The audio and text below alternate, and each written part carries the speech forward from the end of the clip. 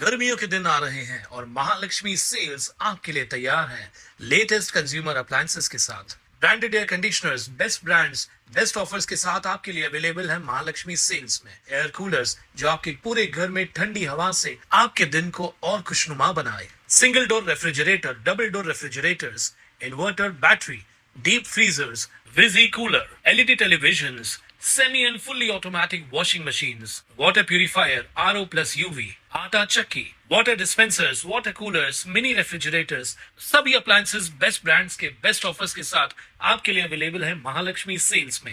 कल्याण डोंबिवली महानगरपालिका क्षेत्रात नवनवीन दुकानं, आस्थापना, हॉटेल सुरू होत असतात। या ठिकाणात आधीपासून असलेल्या मोठ्या झाडांची संबंधितांना अडचण होत असल्यानं तसेच या झाडांमुळे संबंधित दुकाने, आस्थापना झाकल्या जात असल्यानं या झाडांची अवैधरित्या कत्तल केली जात असून याकडे केडीएमसी प्रशासनाचं देखील दुर्लक्ष होत आहे। ही बाब महाराष्ट्र नवनिर्माण विद्यार्थी सेनेचे डोंबिवली शहर अध्यक्ष प्रतीक देशपांडे, मनसे विभाग अध्यक्ष प्रणव केनेकर यांनी केडीएमसीच्या प्रभाग सहाय्यक आयुक्त प्रसाद ठाकूर यांना पत्र देऊन डोंबिवलीत झालेल्या झाडांची कत्तल निदर्शनास आणली आहे। ही झाडं तोडणाऱ्या संबंधितांवर कारवाई करत गुन्हा दाखल करण्याची मागणी केली आहे। कारवाई न झाल्यास आंदोलनाचा इशारा देखील मनसेच्या वतीने देण्यात आलाय। डोंबिवली पूर्वेतील आगरकर रोडवरील आदित्य मंगल कार्यालय येथे नवीन इमारत झाली असून एका बँकेची शाखा सुरू करण्यात आली आहे। या शाखेच्या उद्घाटनासाठी जागा अपुरी पडत असल्यानं संबंधितांकडून त्या परिसरातील अत्यंत जुनी व मोठी झाडं तोडण्यात आली आहेत।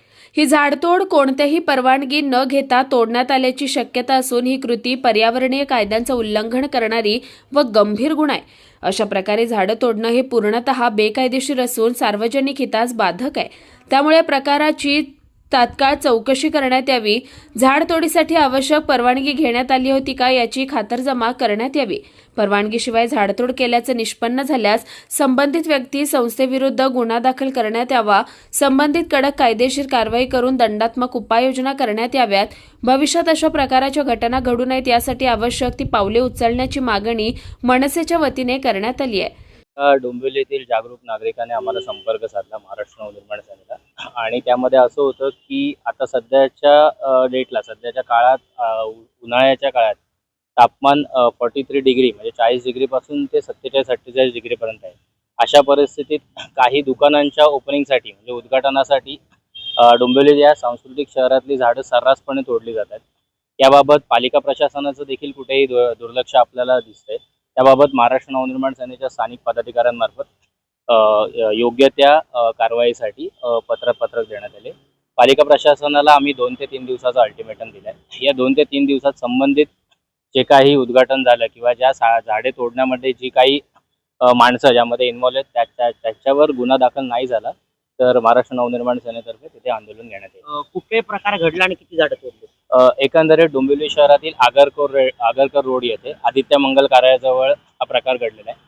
3 ते 4 झाडं तोडली गेली। ही झाडे अतिशय उंच आणि जुनी झाडं होती एकंदरीत आणि ती झाडं तोडून त्याच्यावर मंडप घालण्यात आलाय। या प्रकारचे फोटोज आणि व्हिडिओज आम्ही पालिका प्रशासनाला उपप्रभाग अधिकारी क्षेत्र जे आहेत त्यांना दिलेले आहेत।